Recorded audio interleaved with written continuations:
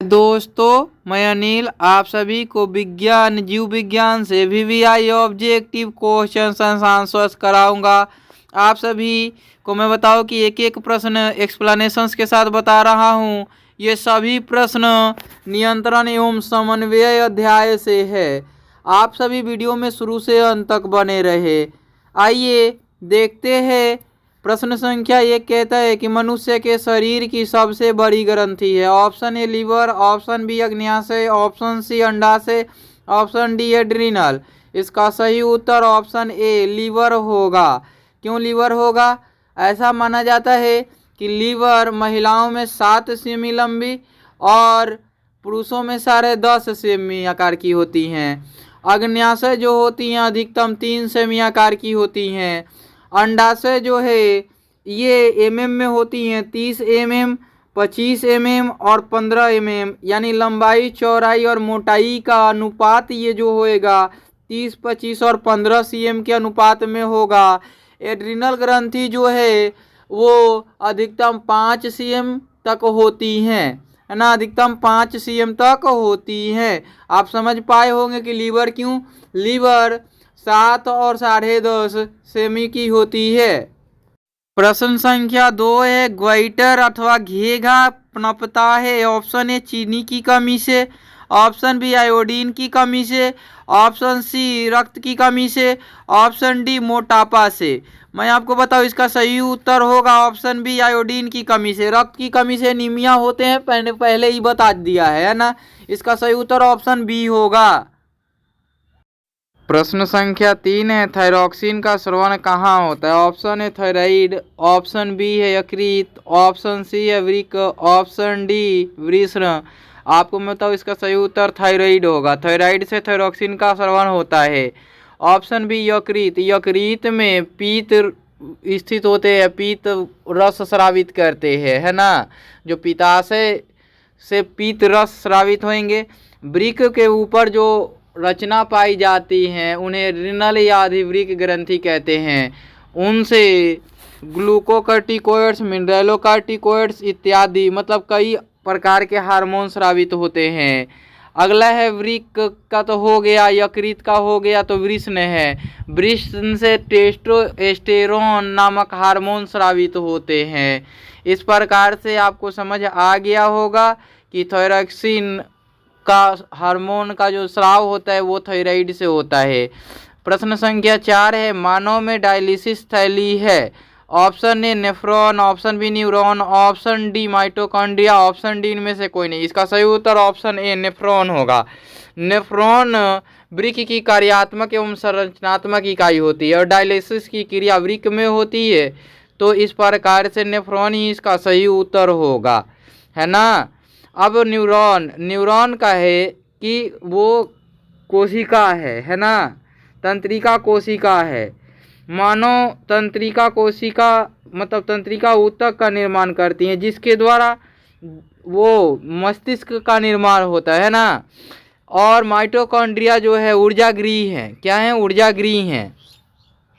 संख्या 5 है भोजन का पचना किस प्रकार की अभिक्रिया है। ऑप्शन ए है उपचयन, ऑप्शन बी है संयोजन, ऑप्शन सी है अपचयन, ऑप्शन डी है विस्थापन। मैं आपको बताऊँ इसका उत्तर मैं पहले भी बता चुका हूँ कि भोजन का पचनाक्सीकरण अभिक्रिया अर्थात उपचयन अभिक्रिया है। ऑप्शन ए सही होगा, है ना। ये रसायन शास्त्र में बता चुका हूँ। प्रश्न संख्या 6 है एड्रिनलिन हार्मोन या एड्रिनेलिन हार्मोन का स्रावित होता है ना, का स्राव होता है, ऐसा प्रश्न पढ़ चुके हैं। किससे होता है? तो ये अधिवृक्क से होगा, एड्रिनल ग्रंथि से होगा। एड्रेनालिन और या एड्रिनालिन हार्मोन स्रावित होगा किससे? अधिवृक्क से। ऑप्शन डी इसका सही हो जाएगा। प्रश्न संख्या 7 है निम्न में से कौन सा अंग संवेदी ग्राही नहीं है। ऑप्शन ए कान, ऑप्शन बी आँख, ऑप्शन सी नाक, ऑप्शन डी दिमाग। इसका सही उत्तर है ऑप्शन डी दिमाग, क्योंकि कुल 5 संवेदी ग्राही अंग है, संवेदी अंग हैं। कौन कौन? आँख है, नाक है, कान है, त्वचा है, जीभ है ना। ये 4 जो है 5 जो हो गए ये संवेदी अंग हो गए। और इसमें से चौथा जो ऑप्शन डी दिया हुआ है इन पांचों में कहीं शामिल नहीं है। अतः ऑप्शन डी सही हो जाएगा।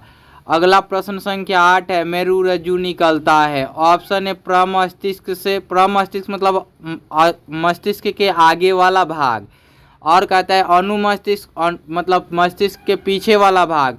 पोन्स से, तो पोन्स से नहीं निकलेगा, मेडुला से, तो मेडुला से निकलेगा। किससे निकलता है? मेडुला से निकलता है। कौन? मेरुरज्जु मेडुला से निकलता है ना। ऑप्शन डी सही हो जाएगा।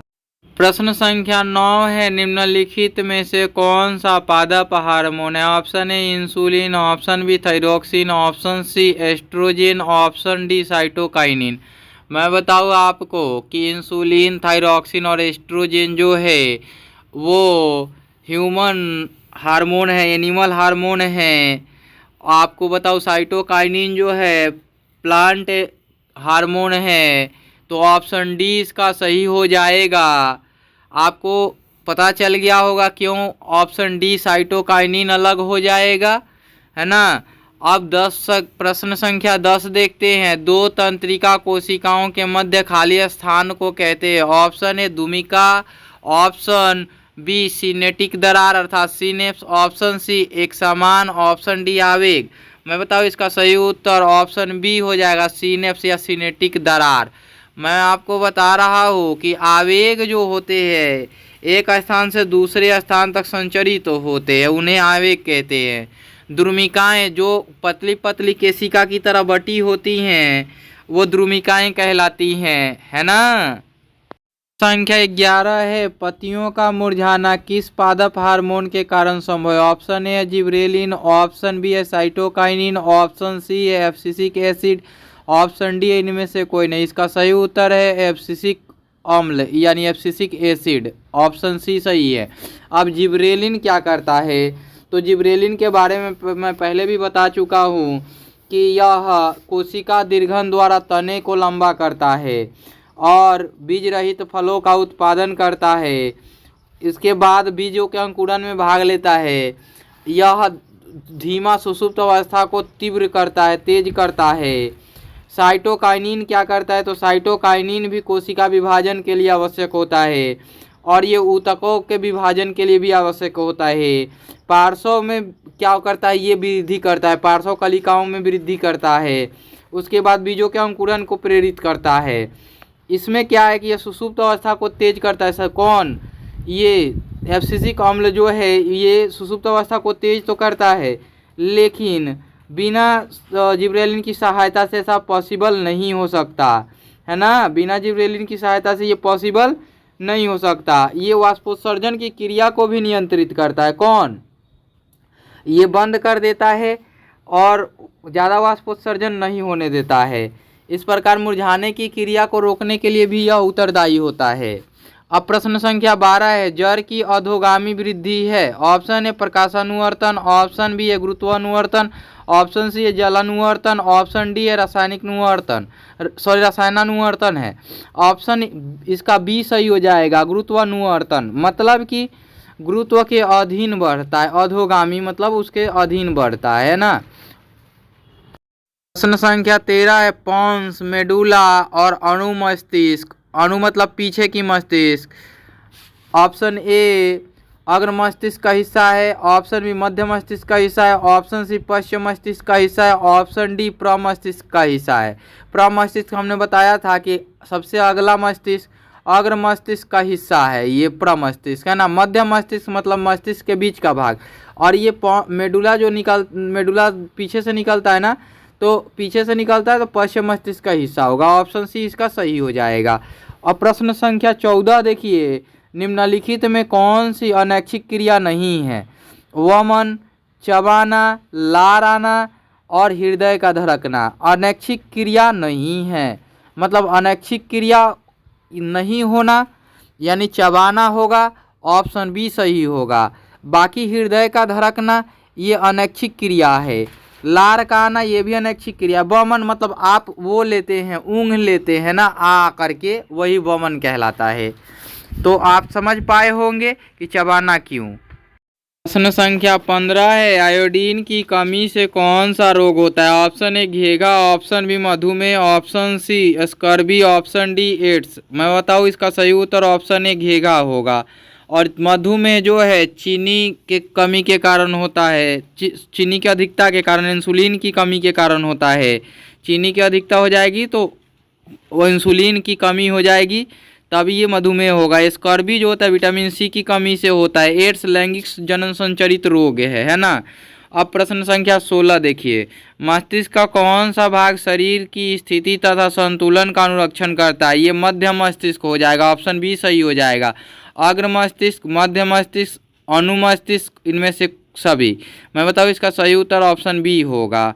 अब 17 नंबर है, पादप हार्मोन साइटोकाइनिन सहायक है परोह तथा अग्रभाग की लंबाई में वृद्धि के लिए। ये साइटोकाइनिन हार्मोन का पिछले ही मैंने बताया एक प्रश्न में कि यह पार्श्वीय भाग में और अग्रभाग में वृद्धि करते हैं ना, तने के वृद्धि के लिए, तो ये ऑप्शन नहीं होगा।